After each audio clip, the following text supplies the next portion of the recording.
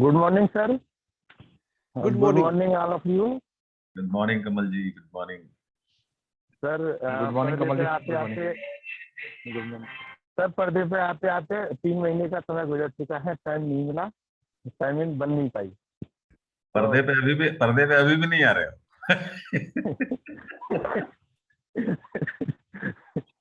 चलो कोई नहीं, ऑल द बेस्ट। तो हमारा सर जो टॉपिक रहेगा आज का वो है sir best way to work on field.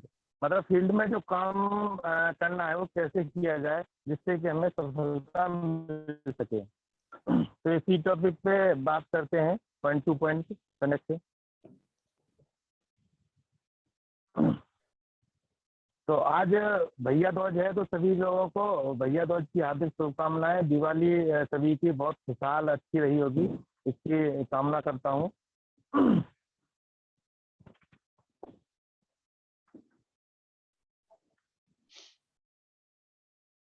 तो मैं जिन बिंदुओं पे अभी बात जो करूंगा वो 10 पॉइंट लिखे हैं।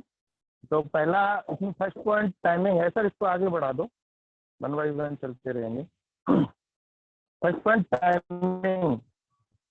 टाइमिंग यह अपनी वर्किंग लाइफ का बहुत ही महत्वपूर्ण भाग है। टाइमिंग, यदि हमारी टाइमिंग सही है तो हमारा लाइफ स्टाइल ही कुछ अलग होगा, काम करने का अंदाज ही कुछ और होगा। हाँ, हमारी पहचान ही मार्केट में बिल्कुल अलग होगी और इज्जत होगी हमारी, नाम होगा रोशन कंपनी का। लोग कहेंगे वाह फिनिश के बंदे की टाइमिंग, वो समय का बहुत ही पाबंद है। टाइमिंग किसी एक बिंदु को नहीं दर्शाती, ये कई जगह अपना महत्वपूर्ण स्थान रखती है। जैसे सुबह जगने की टाइमिंग। अब अभी मीटिंग हो रही है, 40-45 बंदे हैं, जो कि लिस्ट कम से कम 80 लोगों की होनी चाहिए।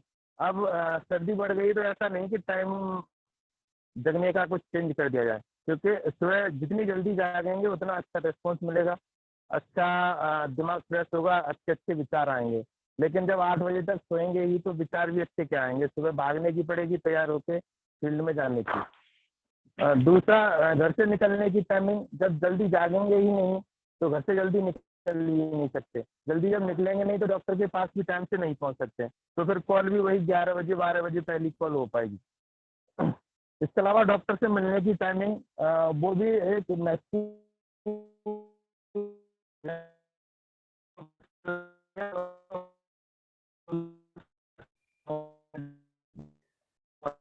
कमल जी रेंज कम आ रही है, या तो आप थोड़ा सा की तरफ ऊपर की तरफ आ जाओ। कैसे कैसे मेरे पास तो ऐसा नहीं है कि मेरे पास ये वॉइस ब्रेक हो आ रही हो। नहीं ऐसा नहीं तो सर, नहीं हमारे है। पास सबके भी सर सबके हाँ, पास सर वैसे ही आवाज आ रही है, कट के ही आ रही है। ब्रेकेज उनकी आ रही, कमल जी की आ रही। कमल जी थोड़ा सा रेंज में रहिए। मैं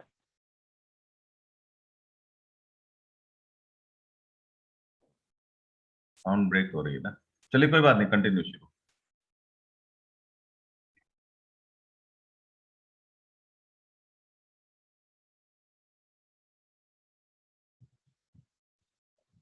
हेलो हाँ जी कमल जी। सर, अब आ रही है सही आवाज?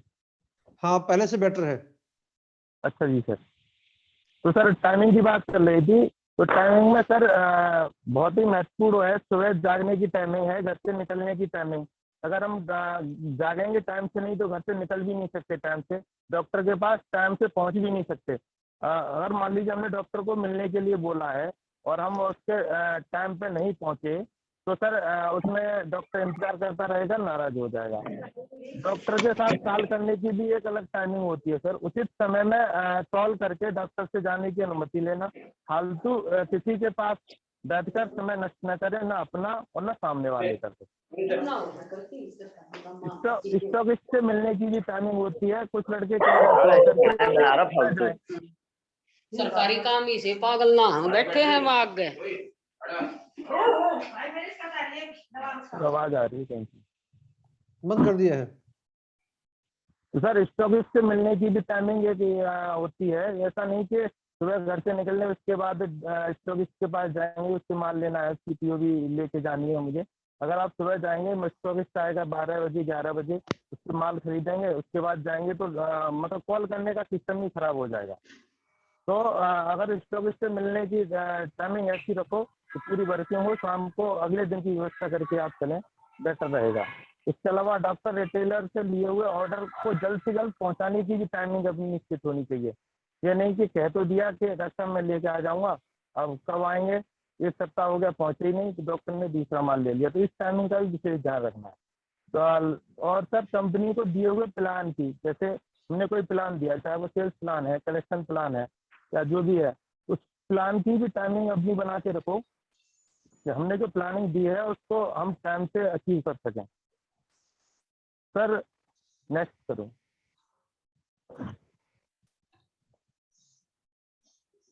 अगला पॉइंट है रिलेशनशिप। यह भी फील्ड वर्क का बहुत महत्वपूर्ण स्थान है, अपना फील्ड वर्क में रखता है रिलेशन। यह जो हम काम कर रहे हैं और हम अपने डॉक्टर से, रिटेलर से, या जो कस्टमर है उससे अगर हम अपने संबंध स्थापित नहीं कर पाए तो समझ लो हम फील्ड में 90% फेल हैं। फील्ड वर्क में रिलेशनशिप का बहुत बड़ा योगदान है। फील्ड में जाओ, रिलेशन बनाओ, कामयाबी पाओ, ये उसकी जल्द से जल्द अपनाओ। रिलेशनशिप बेटर फील्ड में से।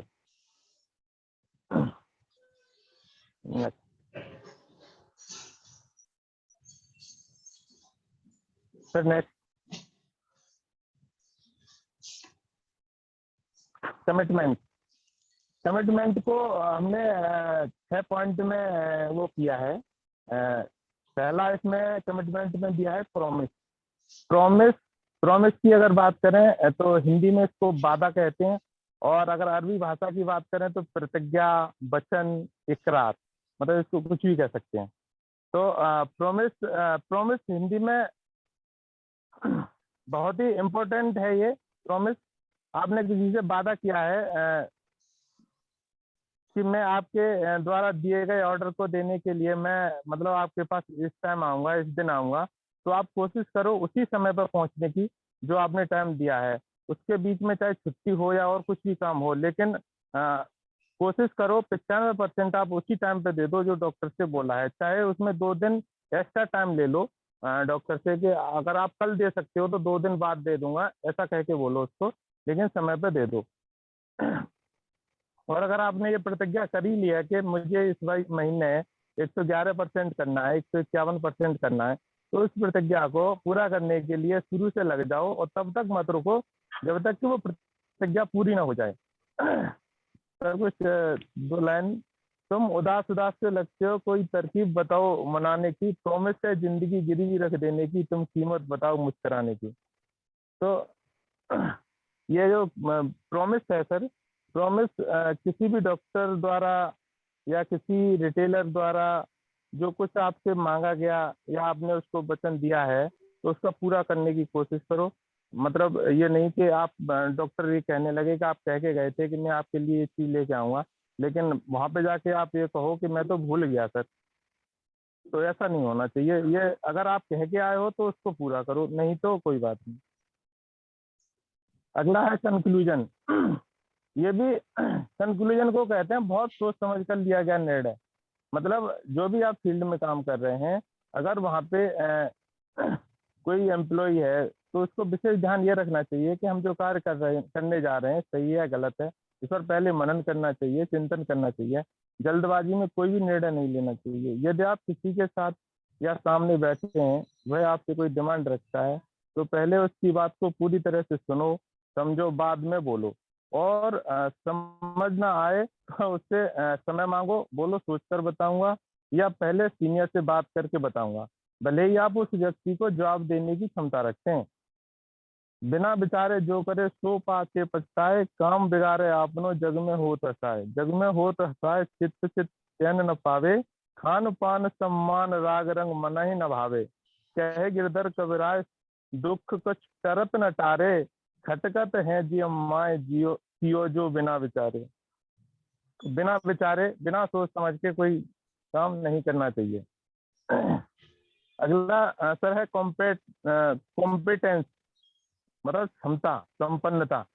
मतलब आपके अंदर क्षमता है लेकिन उस क्षमता को आप उजागर नहीं करना चाह रहे, मतलब उस क्षमता के अनुसार काम करना नहीं चाह रहे। कुछ करने की क्षमता अगर अंदर होती है, उसे पता है, लेकिन वह करता नहीं, लेकिन अगर या फिर करना नहीं चाहता। यह आदत त्याग कर अपने अंदर की क्षमता रूपी ज्ञान को बाहर लाएं, कामयाबी की ओर बढ़ें। इंसान के हुनर को कोई छीन नहीं सकता, समंदर में हर कोई मोती बीन नहीं सकता। नेक्स्ट है बिहेवियर। व्यवहार बहुत इंपॉर्टेंट पार्ट है साधारण जीवन का, बिजनेस का, मार्केटिंग का। यदि आपका व्यवहार अच्छा है, आपसे कोई गलती हुई है तो आपका व्यवहार ही आपको वहां से सुरक्षित निकाल सकता है। आपके व्यवहार से ही आपको अच्छा सम्मान मिल सकता है। हमारा व्यवहार कैसा होना चाहिए? गणित के शून्य की तरह, जो कि अपने आप में तो अपनी कोई कीमत नहीं रखता, लेकिन अगर दूसरे के साथ जुड़ जाए तो उसकी कीमत बहुत बढ़ जाती है। Behaviour is always greater than knowledge, because in life there are many situations where knowledge fails but behavior can still handle। मतलब व्यवहार, जहाँ पे नॉलेज ही फेल हो जाती है वहां पे व्यवहार आपको वहां से निकाल सकता है। अगला है सर ट्रस्ट, किसी पर भरोसा करना। ये सभी ये भी एक ऐसा शब्द है जो कि आपको बुलंदियों तक ले जा सकता है और बर्बाद भी कर सकता है। ये बड़ी सोच समझ कर करना चाहिए, लेकिन करना तो पड़ेगा ही। हमें डॉक्टर पर, डॉक्टर को हम पर, वीएसओ को मैनेजर पर और मैनेजर को वीएसओ पर, एम्प्लॉय को एम्प्लॉयर पर और एम्प्लॉयर को एम्प्लॉय पर। यह चमत्कार केवल विश्वास ही कर सकता है, जो पत्थर को भी भगवान कर सकता है। और लास्ट में सर सक्सेस। इसका जो कमिटमेंट का लास्ट पॉइंट है वो है सक्सेस। अगर आप सब बातों को अंदर कर लेते हैं या भरकर फील्ड में निकले तो आपको सफल होने से कोई रोक नहीं सकता। ये कमिटमेंट का ही भाग है। मुश्किलों से भाग जाना आसान होता है, पर हर पहलू जिंदगी का इम्तिहान होता है। डरने वाले को मिलता नहीं कुछ जिंदगी में, लड़ने वालों के कदमों में जहान होता है। अगला है sir point talking style. Sir आगे बढ़ाओ इसको कमिटमेंट से।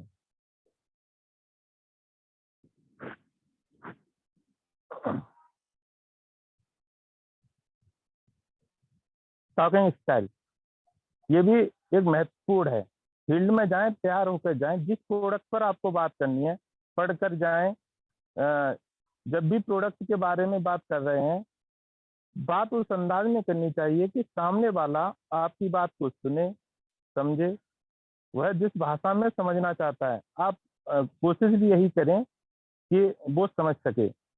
योगी जी कहते हैं कि जो जिस भाषा में समझेगा हम उसी भाषा में समझाना जानते हैं।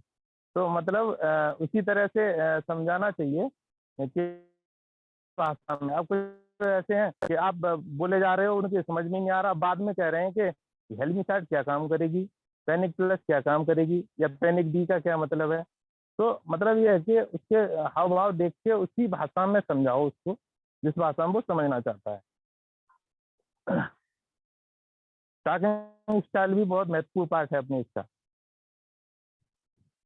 अगला sir body language. Body language इसमें कई चित्र दिखा रखे हैं जो अपने आप को दर्शाती है कि आप, और सामने वाला भी समझ सकता है कि ये किस टेंशन में, बॉडी से ही आपको पता लग जाता है। तो बॉडी लैंग्वेज भी अपनी ऐसी होनी चाहिए। अब इसमें कई चित्र हैं 12 चित्र में आप अंदाजा लगाओ कि इसमें कौन सी बॉडी लैंग्वेज आपको लग रही है कि ये सेटिस्फाई है। कमिटमेंट में सर डालो एक बार।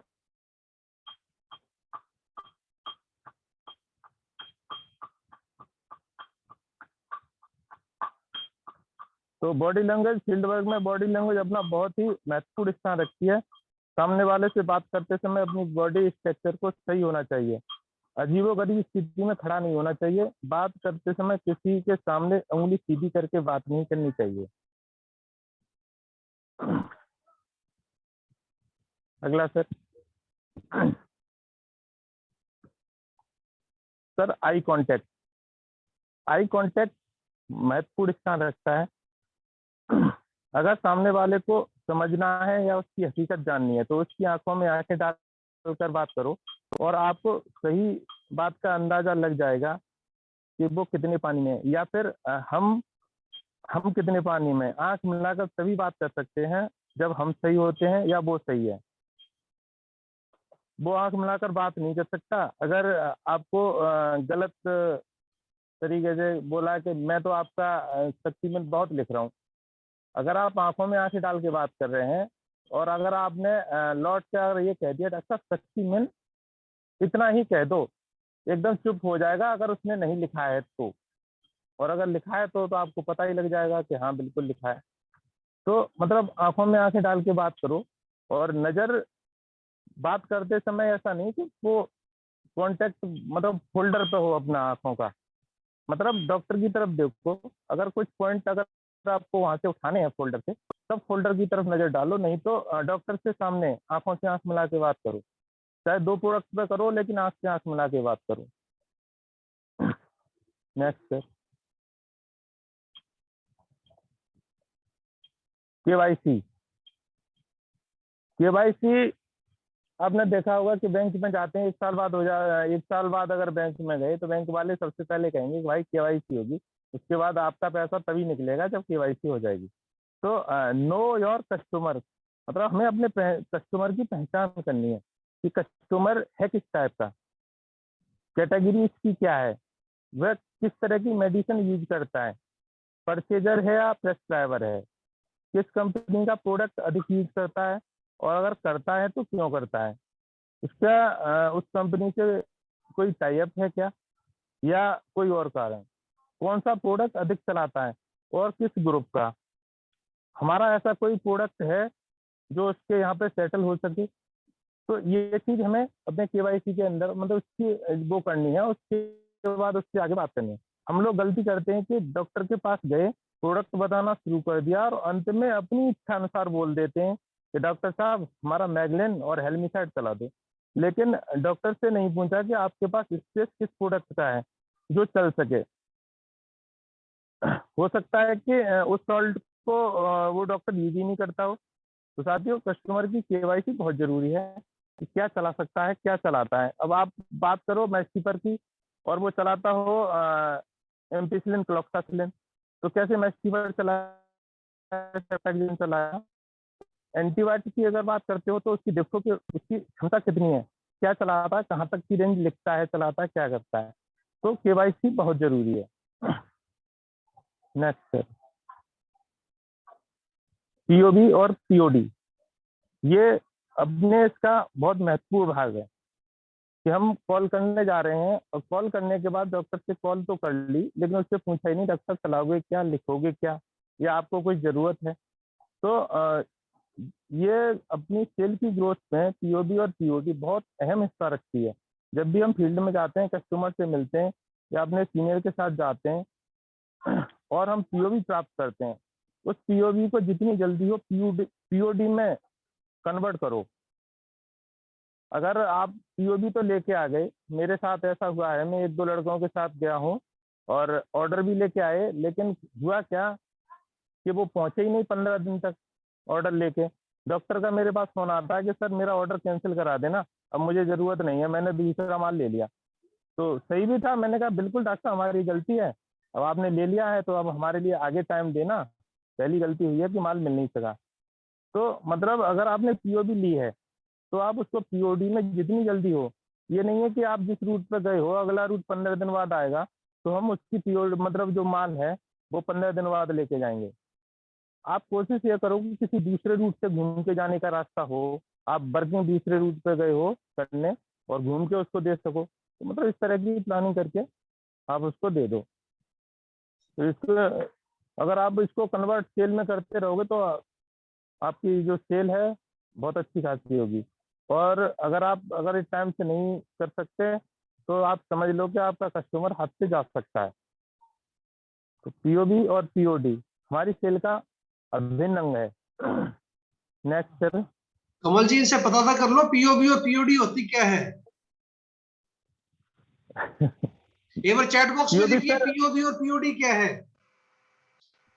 इतने कमल जी इतने बेहतरीन तरीके से इन चीजों को बता रहे हैं, यदि हम उसको ग्रैप नहीं कर पाएंगे कोई बेनिफिट नहीं है। जी पीओबी, सर जी, POB personal order booking, payment of booking, very good. और आगे लिखिए, नई नई चीजें निकल के आएंगी देखना अभी। जी जी जी सर। Primary order booking, POD means primary order delivery. Next. अरे लिखो ना, गलत लिखोगे कम से कम अंदर से कुछ गलत वर्ड तो ठीक होगा ना। और हम रुक भी गए कुछ आप। सीखेंगे नया ना, हम भी सीखेंगे सर नया कुछ। हाँ, pen of booking. Very good, very good. Come on लिखिए। लेकिन ये अपने हेजिटेशन, ये 30 दिन के अंदर हम वही चीज सिखाने वाले हैं कि आपके अंदर से वो हेजिटेशन निकालना है। आपको 100 लोगों के साथ 1000 लोगों के सामने खड़ा कर दिया जाए, इमीडिएटली कैसे बोलोगे? जल्दी जल्दी लिखो। पर्सनल ऑर्डर बुकिंग,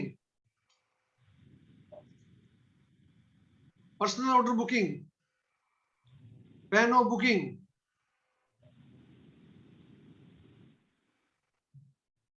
पेन और personal order booking, pen order booking. Very good. Kamal ji chat box आप देख रहे होंगे, आप लिखना शुरू कर दिया है। इनके अंदर से, इनका अंदर का जो है भगवान जाग गया है। वेरी गुड, शाबाश। ये होना चाहिए अंदर से। जो चीज गलत आए गलत लिखो, सही आए सही लिखो। कोई सही नहीं होता, सही किया जाता है। बच्चा ये नहीं कि माँ के पेट से पहले दिन पैदा हुआ दौड़ने लग जाएगा। अरे जो दौड़ने लग गया ना, सबको चिंता होगी कि अभी पैदा हुआ अभी दौड़ने लग गया, पता नहीं ये क्या पैदा हो गया। ठीक है, तो उसको टाइम लगेगा दौड़ने में। और POD, personal order delivery. Very good. Pen order delivery, pen order booking. Yogesh ji क्या कहते हैं, कमल जी आप अपडेट कर दीजिएगा एक बार इनको, लगभग जवाब आ गए हैं। जी सर। पीओबी और पीओडी का एग्जैक्ट मीनिंग क्या होगा? ये sir POB personal order booking है। जो आप डॉक्टर के पास गए हैं, तो आपने कॉल करते समय आपने क्या बुकिंग किया डॉक्टर से? कोई स्कीम बुक की है या कुछ गुड्स, कोई प्रोडक्ट, मतलब पर्सनल ऑर्डर बुकिंग। और पर्सनल ऑर्डर डिस्पेंसिंग या डिलीवर, मतलब इसको डिस्पेंसिंग भी कह सकते हैं, डिलीवर भी कह सकते हैं कि आपने जो ऑर्डर लिया उसको वहां तक पहुंचा दिया। Very good. एक कंफ्यूजन लोगों को जो रहती है, जैसे बहुत से लोगों ने लिख दिया पेन पेन ऑर्डर, एक्चुअली है तो पर्सनल ऑर्डर। क्योंकि आप ऑर्डर किस मार्फत ऑर्डर आई है, मेरे मार्फत आई है, that is my personal order booking. बहुत बढ़िया। ये नया वर्ड जो है लोगों को नहीं यूज हो रहा था, personal order delivery, POB and POD. Fantastic, very good Kamal, keep it up. Next. तो सर अभी इसे रहने दो। तो सर नहीं नहीं सर, बैक करो अभी। तो सर पीओबी और पीओडी अभी बात काफी चल रही है। अगर दूसरा, जब सर हम कॉल करते हैं तो सबसे बड़ी एक और कमी रहती है जो मैंने अपना फील किया है कि डॉक्टर से कॉल कर रहे हैं, डॉक्टर से किसी प्रोडक्ट के ऊपर बात कर रहे हैं, तो डॉक्टर ने किसी से, मतलब हमसे कहा कि अगली बार आओ तो पैनिक डी लेके आना।